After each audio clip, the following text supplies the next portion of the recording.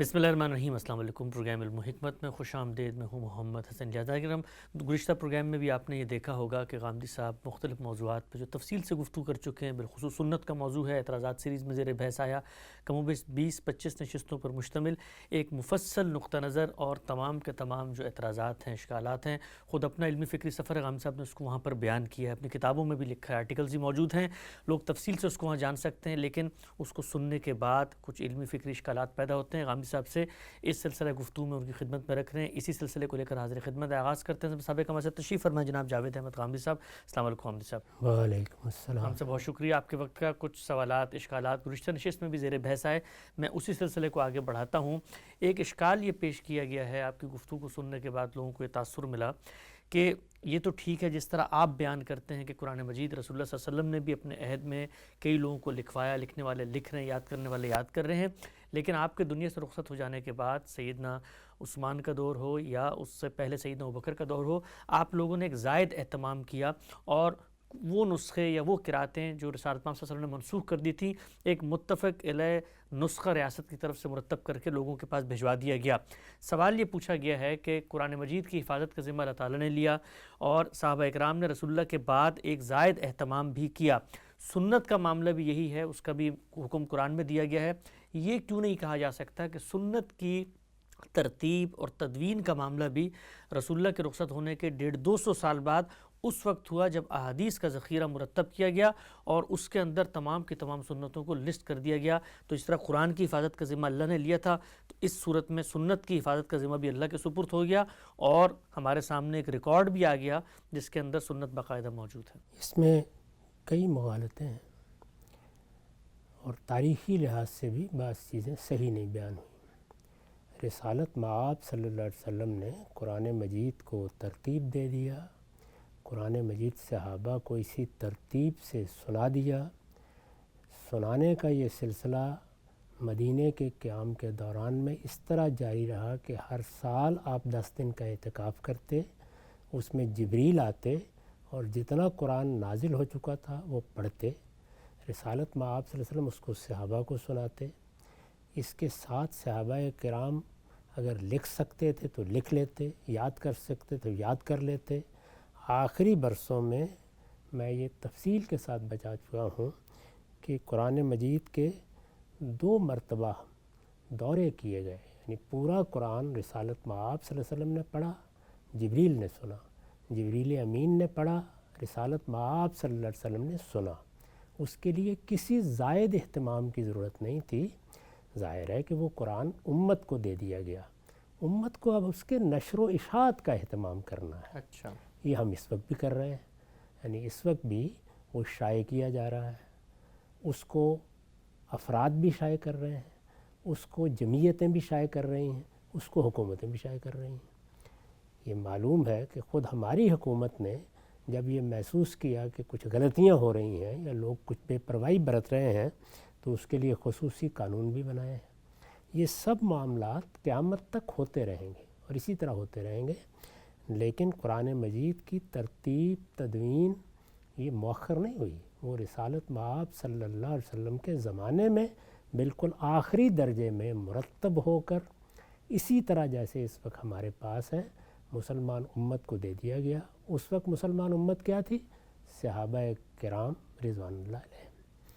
سنت کے بارے میں اس کی کوئی ضرورت ہی نہیں تھی، اس کی وجہ یہ ہے کہ سنت تو ایک عملی چیز ہے، وہ مسلمانوں میں رائج ہو چکی تھی۔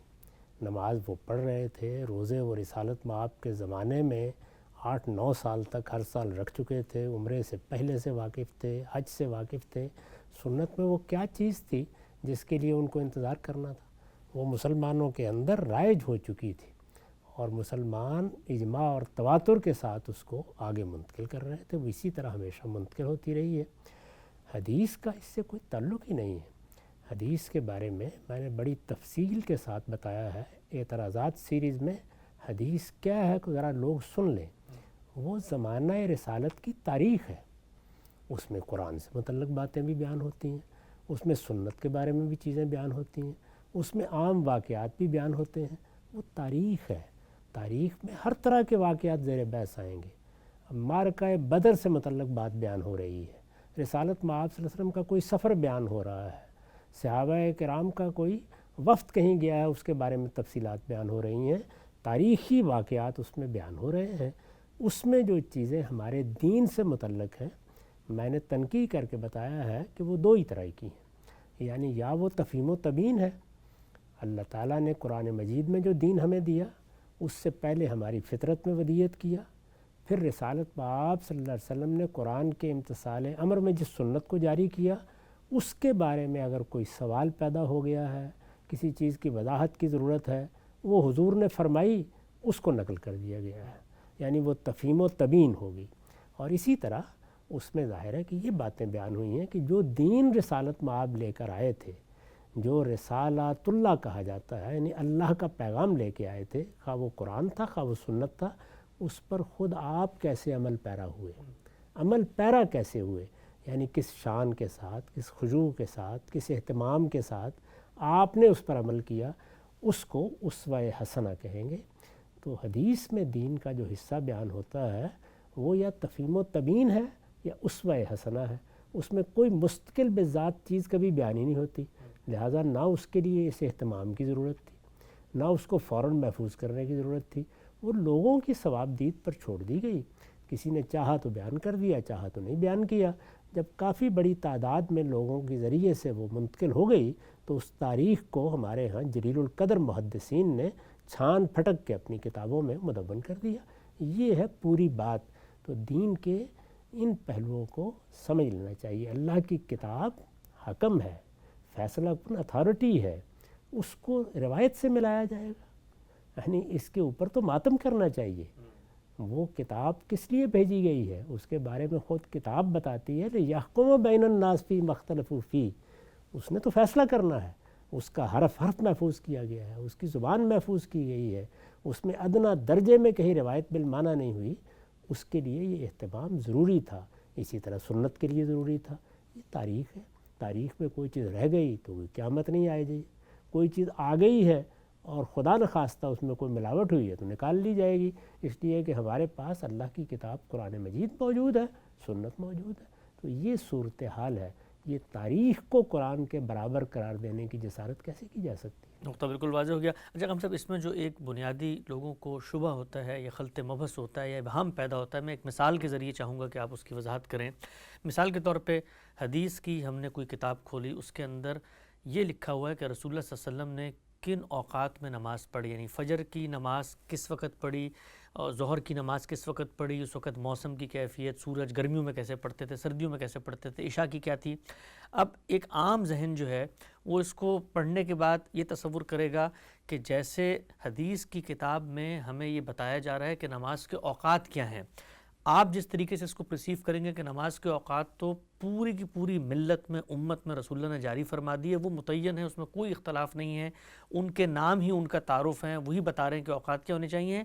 حدیث میں ہمیں رسول اللہ صلی اللہ علیہ وسلم کا انتخاب، آپ کا طرز عمل نظر آ رہا ہے کہ آپ نے ان اوقات میں بھی ظاہری بات ہے ایک ڈیوریشن ہوتا ہے، اس میں کس وقت پڑھی ہے، نہ کہ وہاں پہ پہلی دفعہ انیشیٹ کر کے نماز کے اوقات بیان کیے جا رہے ہیں۔ بالکل ایسے ہی صحیح بیان کر دیا آپ نے، یعنی نمازیں پانچوں انبیاء علیہ السلام کے ہاں سے چلی آ رہی ہیں۔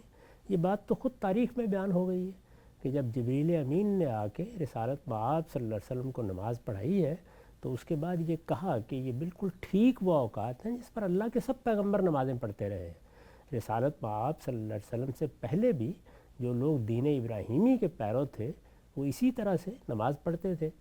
رسول اللہ صلی اللہ علیہ وسلم نے جب نماز جاری کر دی تو اس کے نام ہی سے واضح ہو گیا کہ اس کے اوقات کیا ہیں، یعنی ظہر یہ لفظی بتا رہا ہے کہ اس کا وقت کیا ہے، عصر یہ لفظی بتا رہا ہے، مغرب یہ لفظی بتا رہا ہے۔ عربی زبان کے یہ الفاظ بہت کافی ہیں یہ بتانے کے لیے کہ ان نمازوں کے اوقات کیا ہیں، لیکن نماز ٹھیک کس وقت شروع ہوگی، کس وقت ختم ہو جائے گی، اس کو لوگ متعین کرنا چاہتے ہیں۔ اسی طرح وہ یہ بھی جاننا چاہتے ہیں کہ رسول اللہ صلی اللہ علیہ وسلم کا عام عمل کیا تھا، یعنی اب ظاہر ہے کہ ظہر کا وقت تو جب سورج ڈھلتا ہے تو شروع ہو جاتا ہے، اور جب تک سورج نچڑنا نہیں شروع ہوتا اس وقت تک جاری رہتا ہے۔ اس دوران میں رسول اللہ مسجد نبوی میں نماز کا کن اوقات پہ اہتمام کرتے تھے، یہ چیزیں بیان ہوں گی۔ یہ کیا ہے؟ اسوہ حسنہ ہے، یعنی حضور کا نمونہ ہے۔ تو ان باتوں کو بالکل الگ الگ کر کے سمجھنا چاہیے۔ یعنی نماز کے اوقات، نماز کی رکعتیں، نماز کے اعمال، نماز کے لازمی اذکار، وہ سب اجماع اور تواتر سے منتقل ہو رہے ہیں، ان کے بارے میں کوئی ادنیٰ اختلاف کسی میں نہیں ہے۔ لیکن یہ چیزیں کہ مثال کے طور پر حضور کا عام عمل کیا تھا، کیا ظہر کی نماز فوراً ہی پڑھ لیتے تھے جب وقت ہو جاتا تھا یا دیر بھی کرتے تھے؟ عصر کی نماز کیا اسی وقت پڑھ لیتے تھے جب سورج نچڑنا شروع ہوتا ہے یا اس میں کچھ تاخیر فرماتے تھے؟ عشاء کے بارے میں کیا تھا؟ تو یہ عمل ہے۔ ظاہر ہے کہ ہم لوگ جب اللہ تعالیٰ کے بتائے ہوئے یا اللہ کے پیغمبر کے مقرر کردہ اوقات پہ نماز پڑھتے ہیں تو ایک ہی وقت میں تو نہیں پڑھتے، مسجدوں میں بھی ان کی تعین کرتے ہیں، گھروں میں بھی پڑھتے ہیں، تو ظاہر ہے کہ اپنے لحاظ سے کوئی وقت طے کر لیتے ہیں یا اپنی ثوابیت کے مطابق پڑھ لیتے ہیں۔ تو حضور کا طرز عمل کیا تھا، اس کے لیے میں نے اسی لیے اسوہ حسنہ کا عنوان تجویز کیا ہے، اس کو ایسے بیان کرنا چاہیے، یعنی قرآن الگ ہے، سنت الگ ہے، اور یہ اسوہ حسنہ یا تفہیم و تبیین ہے۔ ہمیں صرف یہ جاننے کی ضرورت ہے کہ حدیث کیا چیز ہے اور اس میں کیا بات بیان ہوتی ہے۔ بحث یہ ہے، لوگوں نے اس کو انکار اقرار کی بحث بنا دیا، یہ اقرار انکار کی بحث ہی نہیں ہے، اس میں صرف یہ بتانا مقصود ہے کہ کیا چیز ہے جو حدیث کا کانٹینٹ ہے۔ تو حدیث کا کانٹینٹ قرآن نہیں ہے، یعنی اگرچہ قرآن مجید کا بھی ذکر حدیث میں آ جاتا ہے، قرآن مجید کی بعض صورتوں کے نام آ جاتے ہیں، قرآن مجید کی بعض آیات کا حوالہ آ جاتا ہے، لیکن قرآن مجید حدیث سے منتقل نہیں ہوا، پہلی بات۔ اسی طرح سنت کا معاملہ ہے، اس کا بھی ذکر آ جائے گا، اس کے بارے میں بھی سوالات ہوں گے، لیکن وہ حدیث سے منتقل نہیں، فطرت کا ذکر آتا ہے، فطرت کا ذکر بھی آ جائے گا۔ تو یہ ساری چیزیں زیر بحث آئیں گی، لیکن کس حیثیت سے؟ یا تفہیم و تبیین ہوگی، یعنی کسی چیز کی وضاحت کرنا، کسی چیز کے بارے میں کوئی سوال ہے اس کا جواب دینا، اور یا کیا ہوگا؟ حضور کا اپنے ہی دیے ہوئے دین پر عمل کیسا تھا، یعنی آپ کا اسوہ حسنہ۔ اگر یہ بات آپ سمجھ لیں کہ روایت میں، حدیث میں وہ چیز کیا ہے جو بیان ہوتی ہے، تو کبھی خلجان واقع نہیں ہوگا۔ اس کو خلط بلط کر کے لوگوں نے یہ سارے سوالات پیدا کر دیے ہیں، اور اسی سے انکار و اقرار کی بحثیں بھی پیدا ہو گئی۔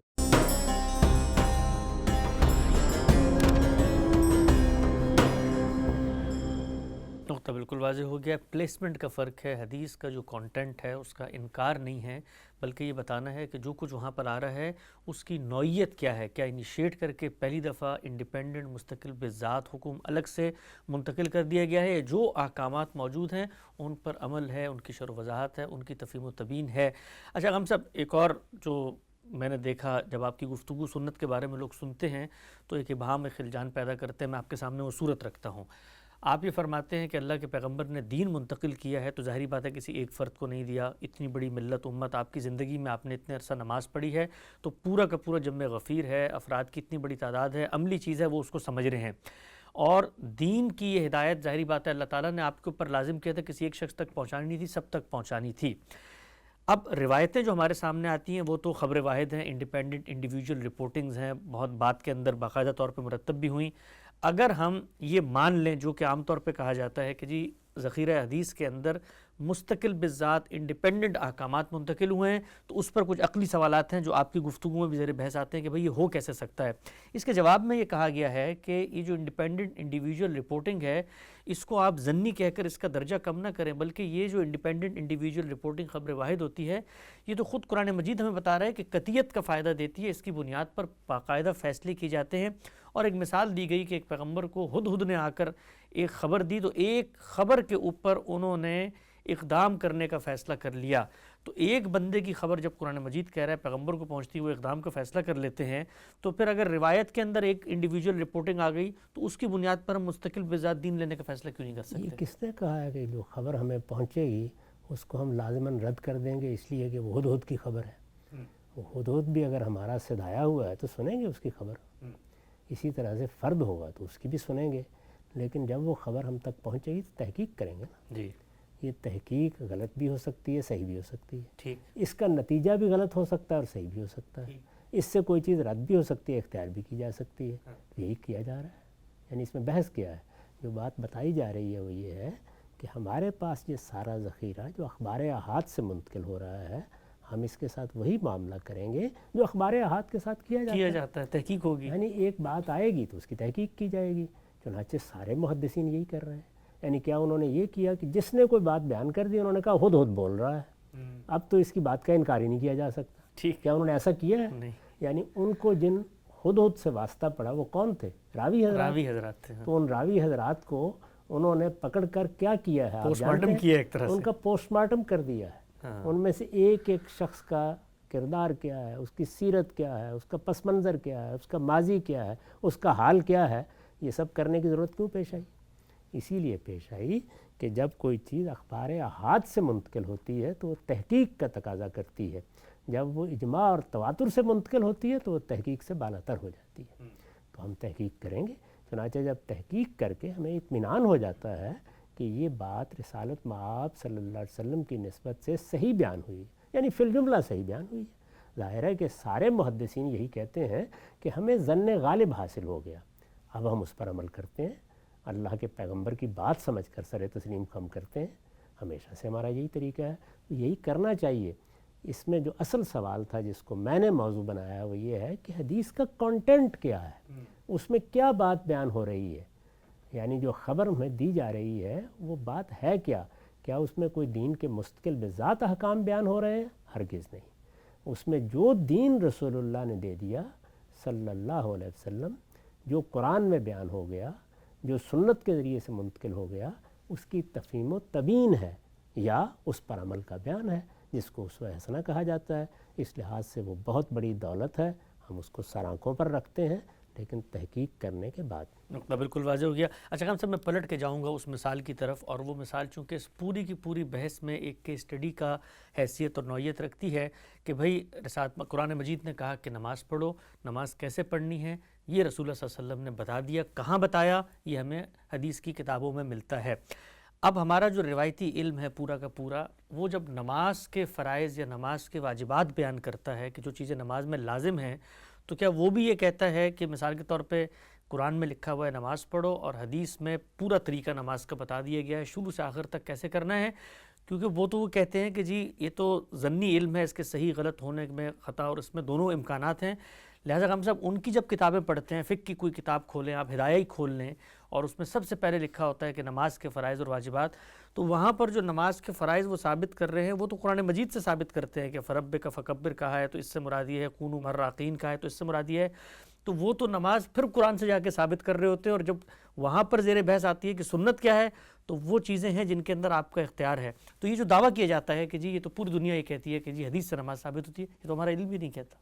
ہمارا علم وہ بات بھی نہیں کہتا کہ وہ ثابت کرنے جا رہا ہے نماز کو قرآن سے. نہیں، وہ نماز میں کس چیز کی کیا اہمیت ہے اس کے بارے میں حوالہ دے رہا ہے. ٹھیک. نماز تو ان کے ہاں سنت سے منتقل ہو گئی ہے، یعنی نماز جیسے رسالت مآب صلی اللہ علیہ وسلم نے پڑھی ہے مسلمان پڑھ رہے ہیں.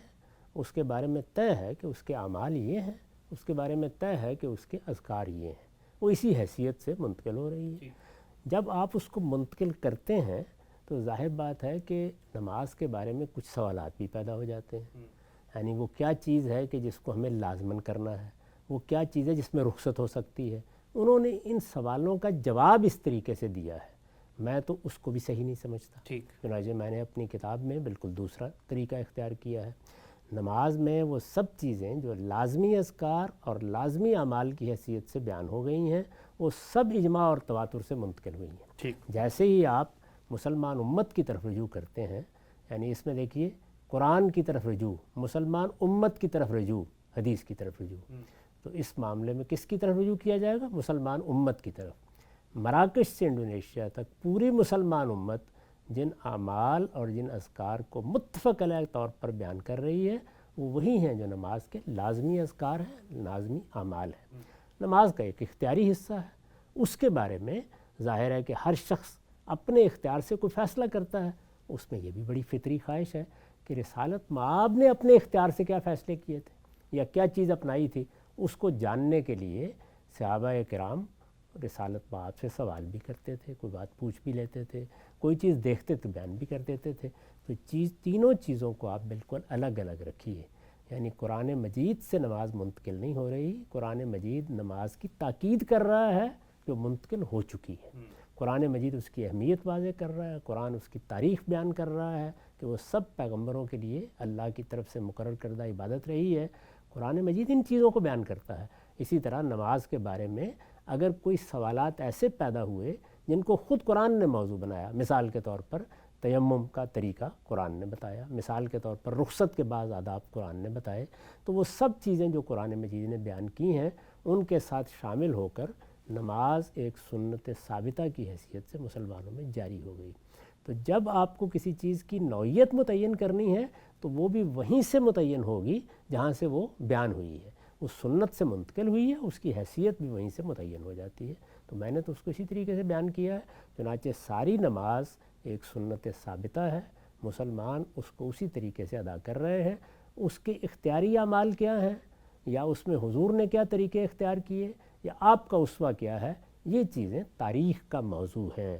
اور حدیث کیا ہے، زمانہ رسالت کی تاریخ، چنانچہ ان چیزوں کو جاننے کے لیے ہم حدیث کی طرف رجوع کرتے ہیں۔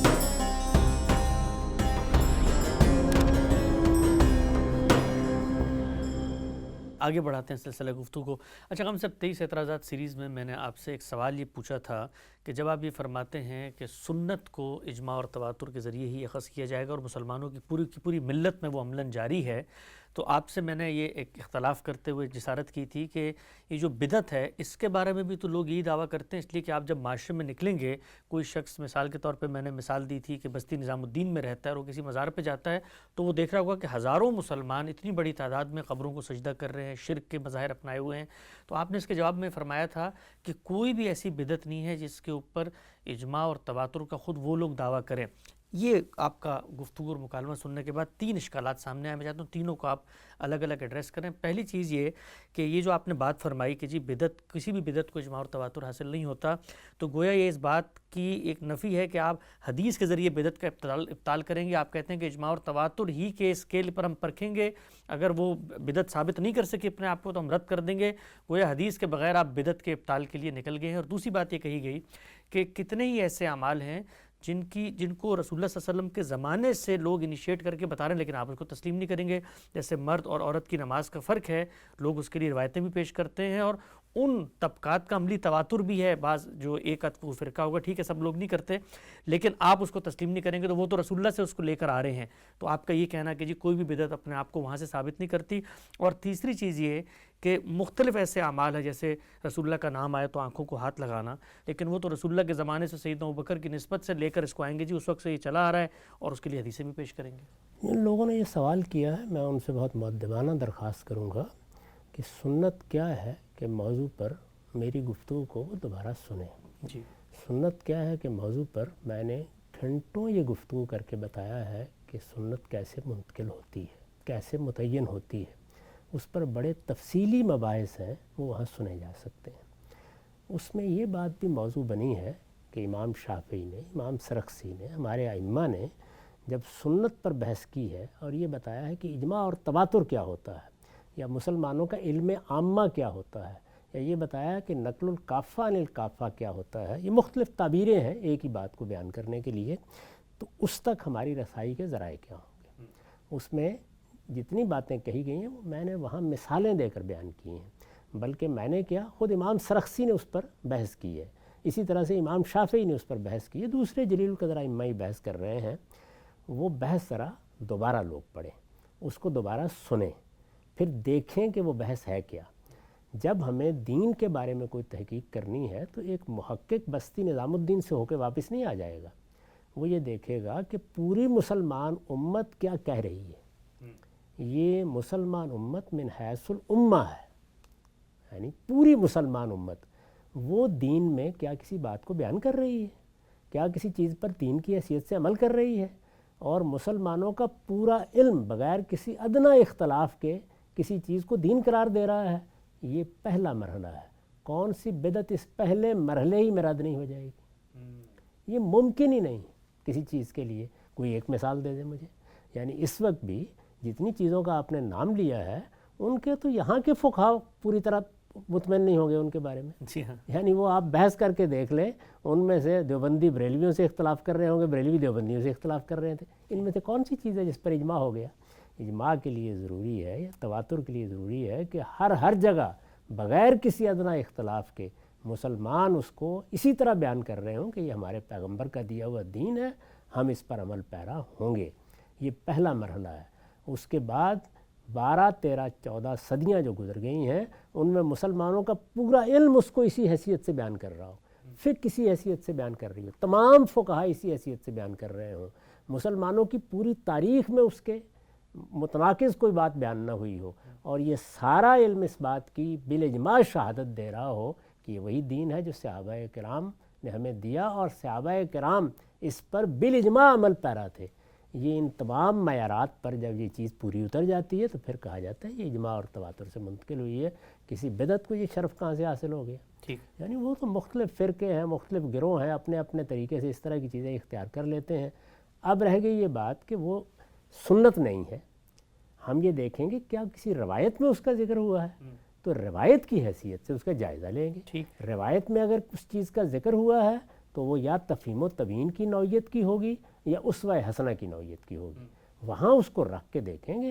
اگر روایت میں اس کا ذکر ہوا ہے اور وہ اس حیثیت میں ہے تو سر آنکھوں پر، اور اگر نہیں ہے تو اس کو بدعت قرار دے دیں گے۔ یہ دونوں مراحل گزریں گے۔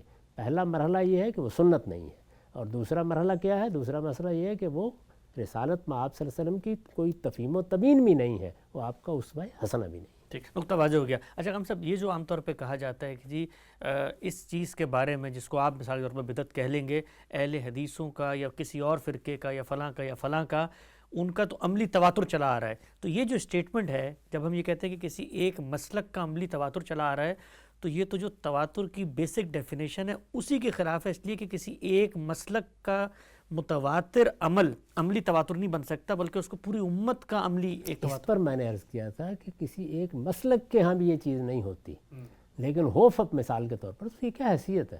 یعنی اجماع امت زیر بحث ہے، مسلمانوں کا تواتر زیر بحث ہے، ان کے کسی ایک فرقے کا نہیں۔ اور کون سا فرقہ ہے جس نے بدعت کے بارے میں کسی بدعت کا نام لے کے بتائیں یہ دعویٰ کیا ہو کہ یہ صحابہ کرام کے زمانے سے تواتر کے ساتھ نقل ہو رہی ہے؟ روایتیں ہوتی ہیں، کوئی ایک روایت مل گئی، کوئی ضعیف مل گئی، کوئی صحیح مل گئی، اس کی بنیاد پر ایک عمل ہے، اس کو بھی الگ سے دیکھیں گے۔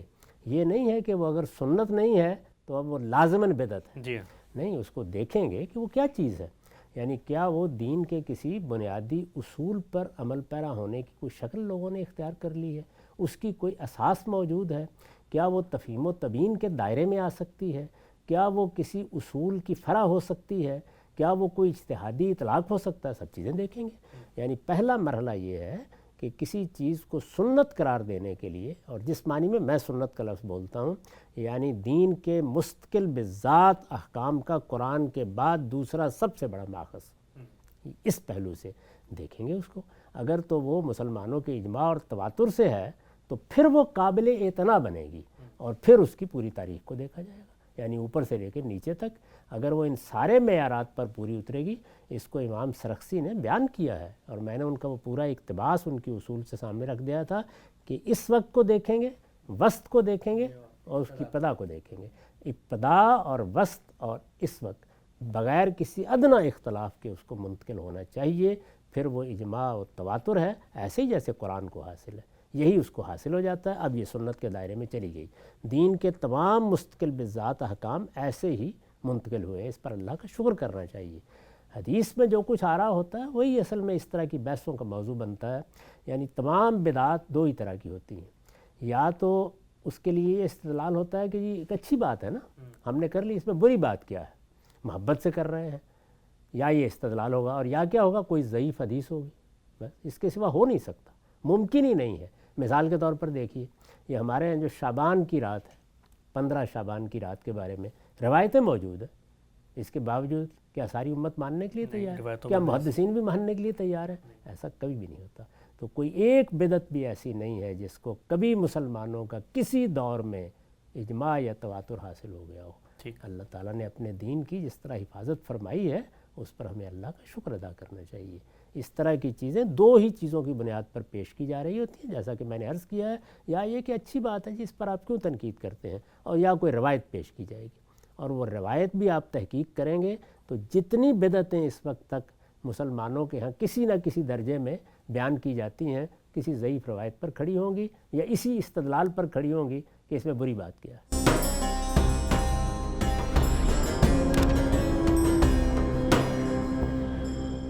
نقطہ بالکل واضح ہو گیا. ہم سب جو بات آپ کی نہیں سمجھی گئی وہ یہ کہ رسول اللہ صلی اللہ علیہ وسلم کے زمانے سے لے کر آج تک بدعت کرنے والے اجماع اور تواتر کا دعویٰ کرنے کی پوزیشن میں نہیں ہیں. یہ بات کہی جا رہی ہے. یہ ہرگز نہیں کہا جا رہا کہ وہ رسول اللہ کی نسبت سے کوئی روایت نہیں پیش کر سکتے اپنے عمل کی توجیہ کے لیے. اچھا ہم صاحب اس کی بھی ذرا وضاحت کیجیے گا. دنیا کے اندر قرآن مجید ہو اس کو سمجھا جائے گا وہاں غلطی لگ سکتی ہے, روایت ہو اس کو سمجھا جائے گا وہاں غلطی لگ سکتی ہے. علم کی ہر غلطی کو بدعت کی لاٹھی سے ہانکنا بھی نہیں چاہیے. علم کی غلطی ہوگی تو علماء سے گفتگو ہوگی, ان سے بات چیت ہوگی کہ جی اس روایت کا سیاق و سباق یہ ہے, پس منظر یہ, اصل کی روشنی میں دیکھیں قرآن کی فور کارنرز ہیں. یہ تو ہر وقت نہیں کہا جائے گا کہ جی آپ نے اگر کسی روایت سے کوئی انڈرسٹینڈنگ ڈیولپ کر لی ہے تو گویا یہ بدعت ہے اور بدعت کا نام لے کر اس کو رد کر دیں گے. بھائی نور اور بشر کی ساری بحث قرآن سے قرآن کی مبنی ہے, بالکل ایسے ہی. ظاہر ہے کہ اس طرح کی جتنی چیزیں ہیں ان کے بارے میں لوگ کچھ بھی کہہ سکتے ہیں. قرآن کا فہم ہے, انسان ہے, ایک آدمی نے ایک رائے قائم کی ہے. ہم قرآن مجید میں سمجھنے کے صحیح اصولوں پر مبنی تنقید ہی کریں گے نا. یعنی یہ بتائیں گے کہ یہ لفظ کے آپ نے معنی غلط بیان کیے ہیں, یہ جملے کی تعریف کو آپ نہیں سمجھے, پھر بتائیں گے کیا اس میں غلطی کر رہے ہیں, اور پھر سیاق سباق یہ ساری چیزیں انہی 3 مراحل سے وہاں گزاریں گے. جب کسی چیز کے بارے میں یہ کہا جائے گا کہ یہ سنت ہے اور دعویٰ کیا جائے گا کہ اس پر اجماع اور تواتر ہے, تو یہی 3 سوال وہاں ہوں گے. تو میں نے تو اس کو بالکل ایک سائنس بنا کے پیش کر دیا ہے کہ قرآن کے بارے میں بحث ہوگی, پہلے لفظ پھر جملے کی تالیف, اس کے بعد سیاق و سباق. سنت کے بارے میں بحث ہوگی, اس وقت مسلمانوں کا پورا علم کیا کہہ رہا ہے, ماضی میں مسلمانوں کا پورا علم اس کو کس طرح بیان کر رہا ہے. ظاہر ہے کہ فقہ اس کو بیان کرتی ہے, تو ساری فقہ ہر دور میں اس کو مسلمانوں کے اجماع اور تواتر کے ساتھ منتقل ہونے والے دین کی حیثیت سے پیش کر رہی ہے. یہ دوسرا سوال. اور تیسرا یہ کہ صحابہ کرام کا کیا اس پر اتفاق تھا, انہوں نے اس کو اسی حیثیت سے پیش کیا ہے, ان کے ہاں بھی اس پر کوئی اختلاف کبھی نہیں ہوا. ان 3 مراحل سے گزرنے کے بعد ہم کہتے ہیں یہ سنت ہے اور یہ رسالت مآب صلی اللہ علیہ وسلم کی طرف سے دیا گیا وہ دین ہے جو امتثال امر میں دیا گیا ہے. یعنی جب قرآن نے کہا کہ آپ ملت ابراہیم کی پیروی کریں تو آپ نے اس دین کی روایت کو آگے جاری کر دیا اور مسلمانوں نے اس کو اسی طریقے سے آگے منتقل کر دیا. ٹھیک. اچھا ہم صاحب ان 2 مثالوں پر بھی میں چاہتا ہوں ایک پوری بحث کی روشنی میں عملی اطلاق ہو جائے. یہ جو پہلی مثال دی گئی کہ مرد اور عورت کی نماز میں کوئی فرق نہیں ہے, اور ایک گروہ دعویٰ کرتا ہے کہ بھئی ہم تو ایک متواتر عمل کو لے کر آ رہے ہیں, اس پر آپ کیا کہیں گے؟ اس طرح کی کوئی بات کسی نے نہیں کی. بتائیے مجھے کون سی فقہ کی کتاب میں آپ نے یہ پڑھا ہے کہ یہ متواتر عمل ہے, اس پر مسلمانوں کا اجماع ہے؟ اگر وہ تو مجھے ضرور بتائیں. روایتوں کی بنیاد پر فرق کیا جاتا ہے. ظاہر ہے اسی طرح کیا جاتا ہے. نہیں, روایتیں ہوں گی, اس کی دلیل بھی وہاں سے پیش کی جاتی ہے, وہیں اس پر بحث ہو جائے گی. یعنی اگر کسی نے روایت پیش کی ہے تو روایت پر بحث کریں گے. اور ظاہر ہے کہ اس طرح کی جتنی چیزیں ہوتی ہیں یہ تو رسالت مآب صلی اللہ علیہ وسلم کے اسوے سے متعلق ہے, یا صحابہ کے اسوے سے متعلق ہے, ان کے آثار سے متعلق ہے. ان میں جو ماخذ ہے اس کی بنیاد پر بحث کر لیں گے, دیکھیں گے کیا چیز قابل قبول ہے کیا قابل قبول نہیں ہے. اس چیز کو لازماً تفہیم و تبیین کے درجے میں ہونا چاہیے یا اسوہ حسنہ کے درجے میں ہونا چاہیے. اور وہاں اتفاق اختلاف ہو سکتا وہاں ہے. اتفاق بھی ہو سکتا ہے, اختلاف بھی ہو سکتا ہے, اس لیے کہ اس کے منتقل ہونے کے ذرائع ایسے ہیں جس میں ہو سکتا ہے مجھے اطمینان نہ ہوا ہو سکتا ہے آپ کو اطمینان نہ ہوا ہو, امام مسلم کو اطمینان نہ ہوا ہو, امام بخاری کو اطمینان نہ ہوا ہو. ان چیزوں کو وہاں جانچا جائے گا. وہ اجماع اور تواتر میں کہاں منتقل ہو گئیں؟ مجھے بتائیے ذرا, کوئی فقہ کی کتاب اٹھائیے اور بتائیے کہ اس میں اجماع اور تواتر سے یہ بات بیان ہو رہی ہے. شوافی بھی بیان کرتے ہیں, اناف بھی بیان کرتے ہیں, مالکیہ بھی بیان کرتے ہیں, حنابلہ بھی بیان کرتے ہیں کہ عورتوں اور مردوں کی نماز میں فرق ہے. ذرا بتا دیجئے مجھے نکال کے. اچھا صاحب اس میں بھی جو ایک لوگوں کو غلط فہمی ہوتی ہے, میں چاہتا ہوں اس کا بھی ازالہ ہو جائے. عورت اور مرد کی جو نماز ہے اس میں اسی طرح تکبیر ہے, اسی طرح رکوع ہے, اسی طرح سجدے ہیں, وہی رکعتیں ہیں. جو پوری کی پوری یہ بحث پیدا بھی ہوتی ہے, جن کے ہاں پیدا ہوتی ہے, وہ بھی یہ ہے کہ اگر عورت نے مثال کے طور پر رکوع کرنا ہے تو اس کی کیفیت مرد سے کتنی مختلف ہوگی. گویا وہاں پر یہ بحث نہیں ہو رہی کہ جو اصل نماز اجماع و تواتر سے ملی ہے مرد و عورت کو, اس میں کوئی فرق ہو گیا, بلکہ ادائیگی ارکان میں کیفیت کیا ہوگی یہ زیر بحث ہے. اور یہ کیفیت کیا ہوگی, اس میں حضور کے عمل کو بھی دیکھیں گے, اس میں صحابیات کے عمل کو بھی دیکھیں گے, امہات المومنین کے عمل کو بھی دیکھ لیں گے. اور مثال کے طور پر اگر میرے سامنے یہ چیز آئے گی تو میں اس زاویے سے دیکھوں گا. یعنی اگر مجھے معلوم ہو کہ رسول اللہ نے اس معاملے میں کوئی فرق کرنے کے لیے فرمایا, یا مجھے یہ معلوم ہو کہ صحابیات اس طریقے سے بیٹھنے میں یا اٹھنے میں فرق کرتی تھی مثال کے طور پر, تو میں یہ کہوں گا کہ خواتین کے اندر جو فطری حیا ہوتی ہے اس کا لحاظ کر کے انہوں نے یہ فرق کر لیا, اس لیے کہ وہ چیزیں نماز کے لازمی اذکار ہیں نہ نماز کے لازمی اعمال ہیں, تو ادائیگی کا ایک طریقہ بحث ہی نہیں ہے. تو کیفیات میں تو اسوہ بنتا ہے, اس میں ہم حضور کی بہت سی باتیں بیان کرتے ہیں. مثلا آپ پاؤں کس طرح سے رکھتے تھے, آپ ہاتھ کہاں رکھتے تھے, آپ کھڑے ہوتے وقت کیا اہتمام کرتے تھے, آپ سلام پھیرتے وقت کیا اہتمام کرتے تھے. یہ جتنی چیزیں ہیں یہ نماز کے لازمی اذکار و آداب میں شامل ہی نہیں. ٹھیک, نقطہ واضح ہوا. دوسری مثال پہ بھی تبصرہ کیجیے گا ہم سب کہ آج کل ہمارے ہاں بعض گروہ یہ دعویٰ کرتے ہیں کہ رسول اللہ کا جب نام آتا ہے اذان میں تو وہ یوں آنکھوں کو ہاتھ لگاتے ہیں اور کہتے ہیں تو سیدنا ابوبکر نے کیا تھا, لہٰذا ہمیں تو اوپر سے رسول اللہ کے زمانے سے ایک طرح کی تصویر بھی آپ صلی اللہ علیہ وسلم نے نہیں روکا, تو ہم بھی کر رہے ہیں اس کو. نہ روکیں, یعنی کس نے کہا ہے؟ آپ یہ بتائیں کہ سیدنا ابوبکر صدیق نے یہ کیا تھا تو کیا کوئی دین کا مستقل بذات عمل سمجھ کے کیا تھا؟ یعنی ایک آدمی نے محبت سے, مثال کے طور پر بالفرض مان لیتے ہیں, اگرچہ روایت پہ بڑی بحث ہے, وہ ایک الگ بحث ہے. تھوڑی دیر کے لیے مان لینا کہ سیدنا صدیق نے محبت کے کسی لمحے میں یہ طریقہ اختیار کر لیا, تو آپ بھی کر لیجیے. کر لیں, لیکن آپ اس کو جب دین بناتے ہیں, جس وقت آپ اس کو دین بنائیں گے تو اس وقت بحث ہوگی, اس وقت پوچھا جائے گا آپ سے کہ اس کی کیا بنیاد ہے. تو یہ تو ایک محبت کا عمل ہے, یعنی اس کا کیا تعلق ہے اس سے؟ نہ اس کو کسی نے کہا ہے کہ یہ کوئی فرض ہے, نہ یہ کہا ہے کہ واجب ہے. محبت کے ایک عمل میں فرض کیجئے کسی صحابی کے طریقے کی پیروی کر لی. مثال کے طور پر کسی کو معلوم ہوا کہ سیدنا عبداللہ بن زبیر یا سیدنا عبداللہ بن عمر فلاں معاملہ اس طریقے سے کیا کرتے تھے, میں بھی ایسے ہی کروں گا, تو اچھی بات ہے, کیا فرق پڑتا ہے؟ دیکھا یہ جائے گا کیا اس کو دین میں کوئی عمل بنایا جا رہا ہے, کیا دین کا کوئی مستقل بذات حکم بنایا جا رہا ہے, کیا دوسروں پر کوئی حکم لگایا جا رہا ہے.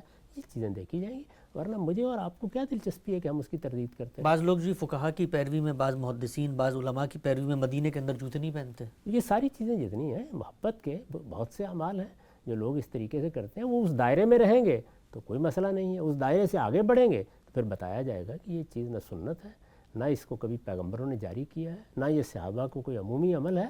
یعنی صحابہ کا عمل ہونا چاہیے, تمام صحابہ کا اس پر اتفاق ہونا چاہیے, اسی حیثیت سے وہ آگے منتقل ہونا چاہیے. اس وقت مسلمان امت کے پورے علم کا اس پر اتفاق ہونا چاہیے. تو یہ ہے اصل میں جس کے بعد کوئی چیز دین بنتی ہے. باقی تفہیم و تبیین ہے, محبت کے اعمال ہیں, فطرت کے تقاضے ہیں. انسان بعض چیزوں کو کرتے وقت تھوڑا بہت فرق پیدا کر دیتا ہے, وہ چیزیں اپنے میرٹ پر دیکھی جاتی ہیں. ان میں کوئی روایت ہوگی تو اس کو دیکھ لیں گے, کوئی واقعہ ہوگا تو اس کو دیکھ لیں گے, صحابہ کے آثار ہوں گے تو اس کو دیکھ لیں گے.